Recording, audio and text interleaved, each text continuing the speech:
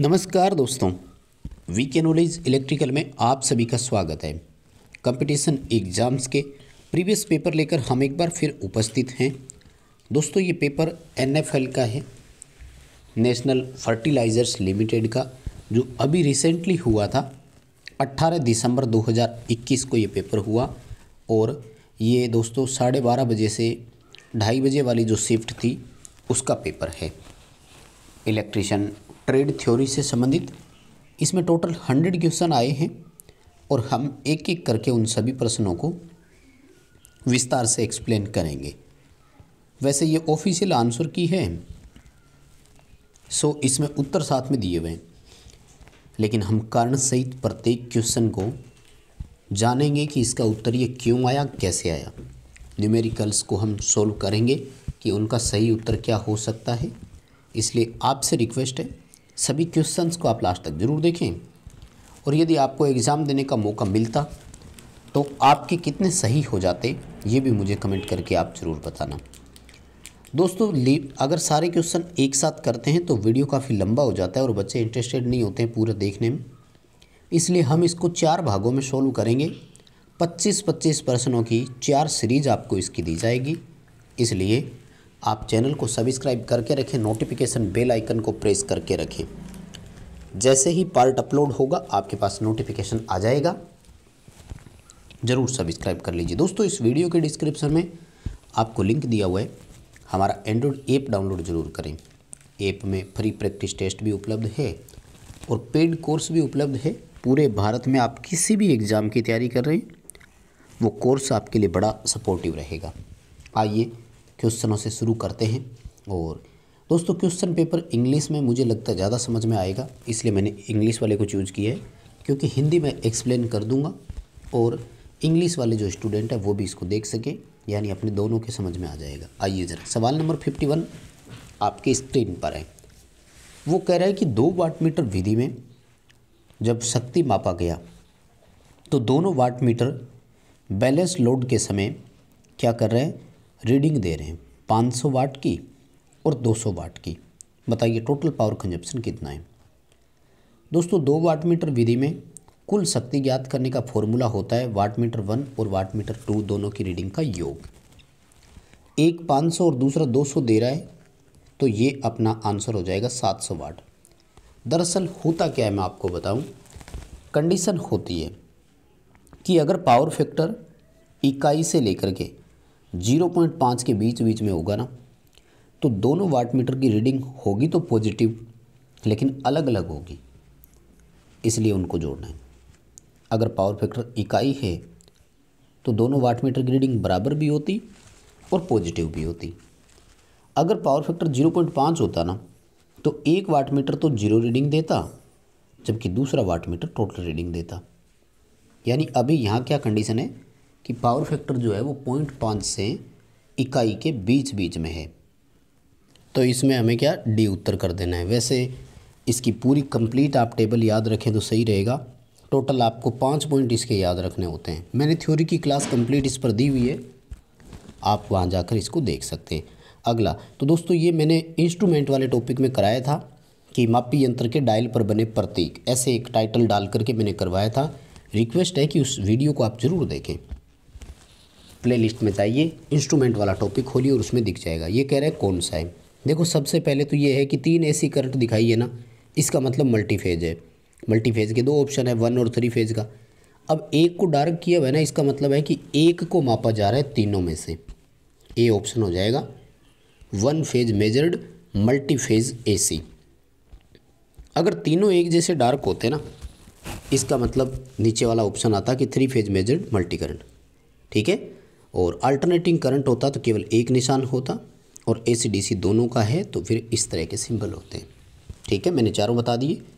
ये एक का है, B में तीनों डार्क होते, D में ये AC DC का होता, और जो D ऑप्शन है अल्टरनेटिंग करंट का, उसमें केवल एक AC का सिंबल होता। अगला क्वेश्चन, डिजिटल वाट मीटर के बारे में सही कथन कौन सा है। सबसे पहला देखो कि ऑक्सिलरी सप्लाई को ज़रूरत नहीं होती, ये बिल्कुल गलत है। डिजिटल मीटर जितने भी होते हैं ना, उनमें लगभग 9 वोल्ट की बैटरी होती है, जैसे डिजिटल मल्टीमीटर हो गया, डिजिटल टोंग टेस्टर हो गया, तो उसको ऑक्सिलरी सप्लाई देनी पड़ती है। और ट्रांजिएंट सप्लाई अगर आ जाती है, ट्रांजिएंट का मतलब है एग्जैक्ट सप्लाई ना मिले, जैसे साइन वेव ऐसी है तो पूरी साइन वेव ना बने, तो वो मीटर की रीडिंग को डिस्टर्ब करेगा। और एक्यूरेसी जो है वो एनालॉग मीटरों से ज़्यादा होती है, लेस नहीं हो सकती।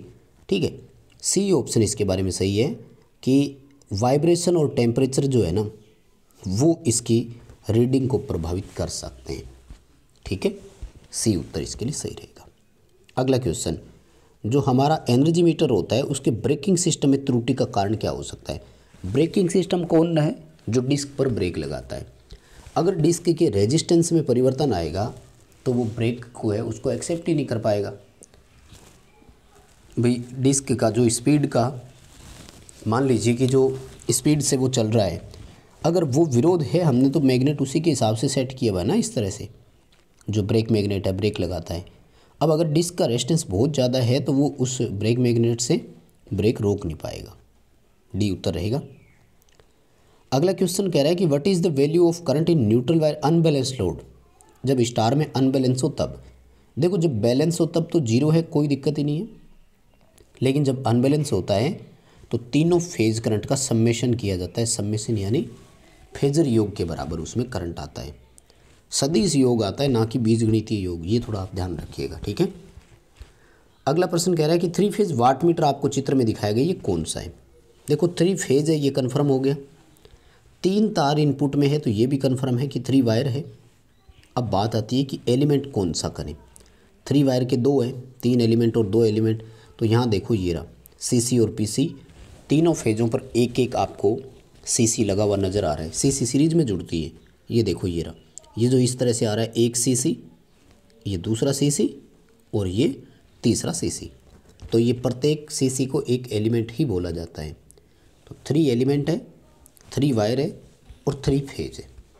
ठीक है, अगला क्वेश्चन, एक इंडक्टिव कॉइल है जिसका रेजिस्टेंस 10 ओम है, इंडक्टेंस 0.05 हेनरी है, 240 वोल्ट 50 हर्ट्ज सप्लाई पर धारा की गणना करें। थोड़ा सा क्वेश्चन अधूरा है, मैं आपको बता दूं। ये आरसी सीरीज सर्किट है और इसमें आपसे करंट पूछा है। तो दोस्तों यहाँ पर आपको आई ज्ञात करने के लिए V/Z करना होगा। वोल्टेज तो दिया हुआ लेकिन Z नहीं दिया हुआ। Z ज्ञात करने के लिए आपको R² + XL² और उसका अंडर ये फॉर्मूला करेंगे। रेजिस्टेंस सीधा सीधा दिया हुआ है लेकिन इंडक्टिव रिएक्टेंस नहीं दिया हुआ। इंडक्टिव रिएक्टेंस XL ज्ञात करेंगे तो उसके लिए 2πfL का फॉर्मूला आप लगाएंगे। सबसे पहले आपको क्वेश्चन यहाँ से शुरू करना है। 2πfL से गणना करेंगे तो देखो मैंने आपको कैलकुलेशन किया हुआ है तो मिलान करवा देता हूँ। 2 × 3.14 × 50 × 0.05। इंडक्टिव रिएक्टेंस आएगा 15.7 ओम। अब Z ज्ञात करो, R², 100 10 की स्क्वायर करोगे 100 आएगा और 15 की स्क्वायर करोगे तो लगभग 246 पॉइंट कुछ आ रहा है, यानी 247 हो जाएगा। 347 का अंडर निकालना, ये 18.62 ओम आएगा। इम्पीडेंस कितना आया? 18.62 ओम। अब कर दो V/Z। 240 में 18.62 का आप भाग देंगे तो उत्तर आएगा 12.88 एम्पियर। आपके क्वेश्चन का आंसर भी आना चाहिए 12.9 एम्पियर। कैलकुलेशन करना, मिलान करना और मुझे कमेंट करके बताना कि क्या आपका भी इतना ही उत्तर आ रहा है क्या। अगला सवाल कह रहा है कौन से मल्टी वाइब्रेटर में 2 स्टेबल अवस्था होती है? 2 अवस्था वाले को बाई स्टेबल कहा जाता है। जैसे हमारा फ्लिप फ्लॉप है, ठीक है ना, या तो फ्लिप होगा या फ्लॉप होगा। मेटा स्टेबल कुछ नहीं होता है, मोनो स्टेबल वन शॉट को ही बोलते हैं। इसमें 3 होते हैं। अस्टेबल यानी अस्थिर, इसकी कोई स्थायी अवस्था नहीं है। मोनो स्टेबल में 1 स्थायी अवस्था होती है, बाई स्टेबल में 2 स्थायी अवस्थाएं होती है। नेक्स्ट हमारा क्वेश्चन है कि क्वाड्रप्लेक्स जो वाइंडिंग होती है उसमें ब्रश कितने सेगमेंट के साथ संपर्क में आता है? बहुत सिंपल क्वेश्चन है दोस्तों। डीसी आर्मेचर में वाइंडिंग सिंप्लेक्स और मल्टीप्लेक्स 2 प्रकार की होती है। मल्टीप्लेक्स में 1 से अधिक पिच होती है, यानी 2 या 2 से अधिक होती है। चाहे वो डुप्लेक्स हो चाहे वो ट्रिप्लेक्स हो। जनरली 3 ही होते हैं, डुप्लेक्स, ट्रिप्लेक्स और क्वाड्रप्लेक्स। तो क्वाड्रप्लेक्स का मतलब होता है कि ब्रुश की चौड़ाई इतनी हो कि वो एट ए टाइम 4 सेगमेंट को एक साथ संपर्क करे। सिंप्लेक्स में 1 को करता है, ड्यूप्लेक्स में 2 को करता है, ट्रिप्लेक्स में 3 को एक साथ कांटेक्ट करता है। यानी ब्रुश की चौड़ाई सेगमेंट की इतनी चौड़ाई के बराबर रखी जाती है। ये काफ़ी अच्छा क्वेश्चन है और मैंने पहले बहुत बार करवाया था दोस्तों। NFL का पूरा पेपर अपने इर्द गिर्द ही रहा था। जो चीज़ें मैंने करवाई थी स्पेशली ऐप में हमने फुल ये सब चीज़ें दी थी। जैसे ये देखो कफिंग वाला क्वेश्चन, ये मैंने वाइंडिंग का एक पहले क्वेश्चन करवाया था। आप देखना, मैंने AC/DC वाइंडिंग पर बहुत सारे वीडियो दिए हुए हैं। 100% ये क्वेश्चन मैंने उसमें दिया हुआ है। क्या कह रहा है, ये कह रहा है कि स्लॉट लाइनर जो होता है ना, जिसको दोनों एंड पर हम फोल्ड कर देते हैं ताकि वो स्लाइड ना हो स्लॉट के अंदर, इसको क्या बोला जाता है। मैं सारी चीज़ें दोबारा बताता हूँ, सुनो दोस्तों। जब वाइंडिंग करते हैं ना, स्टेटर की बात कर लेता हूँ मैं, AC स्टेटर की बात कर लेता हूँ। तो जब वाइंडिंग करते हैं तो वाइंडिंग करने से पहले जो स्लॉट होते हैं ना स्टेटर के, उनमें वाइट कलर का एक पेपर डाला जाता है। ऐसे नहीं कि सीधे स्लॉट में वाइंडिंग कर दो, वो तो ग्राउंड हो जाएगी। तो उस स्लॉट में मिलीनेक्स पेपर डाला जाता है, सफ़ेद कलर का होता है, जिसका अगर मैं आपको पेपर का तरीका बताऊं तो एक्सरे वाला जैसा पेपर होता है, बस कलर वाइट होता है। वो पेपर डालते हैं और उस पेपर को क्या करते हैं, दोनों एंड से ऐसे फोल्ड कर देते हैं, तो वो स्लॉट में स्लाइड नहीं होगा, खिसकेगा नहीं। और इस प्रक्रिया को बोला जाता है कफिंग। मैंने बहुत बार करवाया था ये क्वेश्चन। उम्मीद है जो बच्चे रेगुलर पढ़ते हैं ना मेरे से, उन्होंने बहुत अच्छा किया होगा। आइए ज़रा अगले सवाल पर चलते हैं। बैटरी के संबंध में कौन सा कथन सत्य है, ये पूछा है। मैं चारों बताता हूँ पहले हिंदी में, और उम्मीद है आप अच्छे से समझ पाएंगे। नंबर 1 सवाल, निकिल कैडमियम प्राइमरी बैटरी है? नहीं भाई, निकिल कैडमियम सेकेंडरी सेल है। प्राइमरी सेलों को पुनः चार्ज किया जा सकता है? नहीं कर सकते, ये भी गलत हो गया।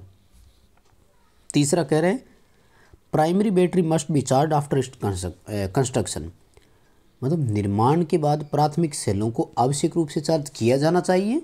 नहीं करते दोस्तों। हम उसमें एनोड कैथोड लगा करके जैसे ही इलेक्ट्रोलाइट डालते हैं, केमिकल रिएक्शन शुरू होता है और वो EMF देना शुरू कर देता है। उसको किसी इनिशियल चार्ज की आवश्यकता नहीं होती है। डी स्टेटमेंट इसका सही है। क्या कह रहा है डी में, कि लिथियम आयन जो है वो एक सेकेंडरी बैटरी है? जी हाँ, बिल्कुल वो एक सेकेंडरी बैटरी है। अगला प्रश्न IGBT पर है। पूरा नाम इंसुलेटेड गेट बाईपोलर ट्रांजिस्टर इसका पूरा नाम होता है। और ये अपने एक तो BJT और एक है IGFET का, यानी MOSFET का, इन दोनों का संयुक्त रूप है। ठीक है, इसके बारे में डिटेल से मैंने क्लास दी हुई, आप देखें तो ज़्यादा सही रहेगा। तो ये BJT और MOSFET से तुलना करने पर महंगा होता है थोड़ा सा, बस, ठीक है ना, कॉस्टली होता है। वैसे भी ध्यान रखना दोस्तों, इस बच्चे ने क्या किया है, लोअर वोल्टेज किया है। तो मैं आपको बताऊं, एक ऑप्शन है सस्ता, एक ऑप्शन है महंगा। तो कंपेरेटिवली महंगा या सस्ता तो होगा। जब दो ऑप्शन एक दूसरे के विपरीत अर्थ वाले हो ना, तो ध्यान रखा करो, उनमें से ही उत्तर होगा। अगला प्रश्न कह रहा है कि जब एक कैपेसिटर को आप ओम मीटर से टेस्ट करते हैं तो हमारा ओम मीटर डैमेज ना हो जाए, इसलिए कैपेसिटर क्या होना चाहिए, डिस्चार्ज होना चाहिए। क्योंकि हम सब जानते हैं कैपेसिटर के अंदर आवेश होता है और ओम मीटर का उपयोग करते समय कोई दूसरी सप्लाई नहीं होनी चाहिए, क्योंकि ओम मीटर में खुद का अपना सोर्स होता है ना। बी उत्तर रहेगा, कैपेसिटर पूरी तरह से डिस्चार्ज होना चाहिए। अगला प्रश्न कह रहा है स्क्रोल केज इंडक्शन मोटर की कौन सी क्लास ऐसी होती है जो हाई स्टार्टिंग और हाई स्लिप भी देती है? तो दोस्तों वो क्लास डी है। ABCD के अनुसार क्लास F तक इसकी 6 मोटरें होती है। मैंने अभी तक नहीं करवाई थी क्लास, यूट्यूब पर जल्द ही आपको प्रोवाइड इसका करवा देंगे। आगे जो क्वेश्चन पूछ रहा है ये कह रहा है कि which type of device structure is shown in the figure. दोस्तों इन्होंने इसका उत्तर दिया है IGBT, ठीक है, लेकिन मैं सहमत नहीं हूँ। ये किसी तरह से आईजीबीटी का कोई इक्विवेलेंट सर्किट है ही नहीं। वास्तव में इनसे क्या हुआ, एरर हुई और ये डायग्राम गलती से अपलोड हो गया, ऐसा मेरा मानना है। क्योंकि सेम क्वेश्चन आपको आगे फिर देखने को मिलेगा। और चलिए मैं आपको पहले वो क्वेश्चन ही दिखा देता हूँ जो एक्चुअल में यहाँ अपलोड उनको करना था। ये देखो, ये रहा, यहाँ फिर लिखा है ना कि which type of logic operation. अब देखो सेम क्वेश्चन है, तो ये गलती से क्या हुआ, मुझे लगता है कि पिक्चर दोबारा अपलोड हो गई, क्योंकि ऐसा इक्विवेलेंट सर्किट कहीं भी नहीं है, मैंने नहीं देखा। इसलिए हो सकता है इस क्वेश्चन में इश्यू हो कुछ। आपका क्या ओपिनियन है मुझे कमेंट करके ज़रूर बताना। अगला जो क्वेश्चन है वो कह रहा है कि एक बड़े लोड करंट पर जब एससीआर संचालित हो रहा हो तो उसको स्विचिंग ऑफ करने के लिए किस कंट्रोल की आवश्यकता होगी। तो छोटी सी गेट करंट देकर भी कर सकते हैं। एससीआर को ऑफ करना एससीआर की ट्रिगरिंग कहा जाता है, ये ध्यान रखना। और हम जनरली गेट ट्रिगरिंग सबसे ज़्यादा यूज करते हैं। तो गेट को कम मात्रा में अगर करंट देंगे तो आसानी से वो ऑफ कंडीशन में आ जाएगा। अगला प्रश्न कि किसी भी इंस्ट्रूमेंट में कंट्रोलिंग फोर्स हम कैसे उत्पन्न करवा सकते हैं। दो तरीके होते हैं। पहला तरीका तो है स्प्रिंग कंट्रोल का, जो सबसे ज़्यादा यूज किया जाता है, और दूसरा तरीका है ग्रेविटी का। स्प्रिंग का ऑप्शन है नहीं, तो दूसरा वाला ऑप्शन जो है वो कर देंगे अपन, ग्रेविटी वाला कर देंगे। तो फ्लड, एडी करंट और एयर, ये क्या होंगे फिर, ये तीनों डैम्पिंग फोर्स पैदा करने के तरीके हैं। ठीक है, अवमंदक बल प्रदान करने के तीनों तरीके हैं। ग्रेविटी और स्प्रिंग जो है वो कंट्रोल टॉर्क के दो प्रकार होते हैं। अगला प्रश्न कह रहा है कि डेकोरेटिव लैंप में किस प्रकार के स्विच का उपयोग हम करते हैं, है ना। स्विच के रूप में किसका यूज करते हैं, तो फ्लैशर होता है ना, ये एनटीसी होता है, नेगेटिव टेम्परेचर कोफिशिएंट वाला, और बाईमेट्रिक स्ट्रिप होती है इसमें, जो गर्म होकर ठंडी होकर मेक ब्रेक करती है। तो इससे जुड़े हुए जो लैंप होते हैं वो ऑन ऑफ होते रहते हैं। अगला क्वेश्चन कह रहा है कि इंडक्शन मोटर में 4% स्लिप अगर हो तो रोटर फ्रिक्वेंसी कितनी होगी। देखो मैंने बहुत बार बताया है, ध्यान रखा करो। सप्लाई फ्रिक्वेंसी 50 हर्ट्ज है तो स्लिप की आधी रोटर फ्रिक्वेंसी होती है। वैसे भी फॉर्मूला होता है S/F। मुझे नहीं लगता कि आपको ये क्वेश्चन मुझे और करवाना चाहिएगा, क्योंकि इतनी बार करवाया। ये देखो इस बच्चे का भी सही है ना, ये पेपर जिसका भी है उसका भी सही हुआ है। अगला क्वेश्चन कह रहा है स्क्विरल केज इंडक्शन मोटर से तुलना करने पर स्लिप रिंग इंडक्शन मोटर की क्या अच्छी गुणवत्ता है। सबसे अच्छी गुणवत्ता होती है स्पीड के बारे में। वो लोड को एक अच्छी स्पीड प्रदान कर सकती है अच्छे टॉर्क के साथ, जबकि कॉस्ट में स्लिप रिंग इंडक्शन मोटर महंगी होती है। मेंटेनेंस में स्लिप रिंग इंडक्शन मोटर को अधिक आवश्यकता होती है, क्योंकि इसमें स्लिप रिंग ब्रश होते हैं। और कांस्टेंट स्पीड नहीं बोल सकते अपन इसको, स्पीड इसकी वेरी करवा सकते हैं अपन। रोटर रियोस्टेट को बदल करके इजीली अपन इसकी स्पीड को बदल लेते हैं। PMMC इंस्ट्रूमेंट के बारे में सत्य कथन कौन सा है। परमानेंट मैग्नेट मूविंग कॉइल जो है ना, उच्च टॉर्क भार अनुपात है इसका, ठीक है। नॉन यूनिफॉर्म स्केल नहीं कह सकते, इसकी स्केल यूनिफॉर्म होती है। यूनिफॉर्म मतलब पैमाना समान होता है, रेखिक पैमाना होता है, ठीक है। कंज्यूम मोर पावर नहीं, PMMC शक्ति खपत कम करता है। हाँ, MI टाइप की ज़्यादा होती है, जो AC/DC दोनों पर लगता है ना। और मॉडिफाई कर सकते हैं एमीटर वोल्टमीटर के रूप में आसानी से। इन्होंने लिख दिया कैन नॉट बी, तो ये भी गलत कथन हो गया। अगला क्वेश्चन कह रहा है रिएक्टिव पावर की गणना के लिए सही सूत्र क्या है। तो रिएक्टिव पावर का VI sin φ, VI किसका है अपरेंट पावर का, VI cos φ किसका है एक्टिव पावर का, यानी V × I आभासी शक्ति, VI cos φ सक्रिय शक्ति, VI sin φ प्रतिघाती शक्ति। अगला क्वेश्चन, चित्र में आपको किस प्रकार का उपकरण दिखाया गया है। देखो दोस्तों, ये है रोटरी स्विच, जो मैनुअल और ऑटो दो ऑप्शन प्रदान करता है। ये इंस्ट्रूमेंट को चलाने के लिए होता है।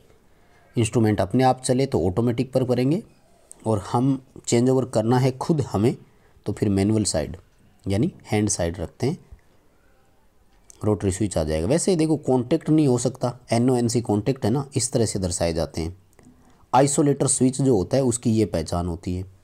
MCB सर्किट ब्रेकर टाइप पे होता है। अगला क्वेश्चन, आपको पोल के साथ एक मोटर दिखाई गई है, कौन सी मोटर वो हो सकती है? अगर ध्यान से देखेंगे तो बड़ा समझ में आएगा। हमने कई बार बनाया, एक पोल है, उसका एक छोटा भाग एक बड़ा भाग बना दिया। मैंने बताया ना कई बार, छोटे भाग को बोलते हैं शेडेड पोल, बड़े भाग को बोलते हैं सेलिएंट पोल, और मोटर का नाम है शेडेड पोल मोटर। ये जो छोटा भाग है शेडेड पोल, इसको हम शेडिंग रिंग भी बोलते हैं। अगला प्रश्न है, चित्र में आपको किस प्रकार का रोटर दिखा है? देखो भाई नाम से ही पता लग रहा है, ये देखो 3 स्लिप रिंग लगा के दिखा रखी है ना, तो वाउंड रोटर हो गया, यानी स्लिप रिंग मोटर का रोटर हो गया। ठीक है, सेलिएंट पोल रोटर की पहचान अलग होती है, टर्बो की अलग है, और स्क्विरल केज टाइप का रोटर है, उसमें तो ऐसे छड़ें बनी हुई होनी चाहिए थी। खैर उम्मीद ये करूँगा कि आप ये चारों रोटर एक बार डायग्राम ज़रूर देखें। तो ठीक है दोस्तों, आज की इस वीडियो में इतना ही सॉल्यूशन करेंगे। नेक्स्ट पार्ट जल्दी अपलोड होगा। चैनल सब्सक्राइब करके रखो, उसके लिए नोटिफिकेशन ऑन रखो। इस वीडियो को लाइक करना और अपने कमेंट ज़रूर करना, स्कोर क्या रहा आपका, और डिस्क्रिप्शन में लिंक है, ऐप डाउनलोड ज़रूर कर लेना।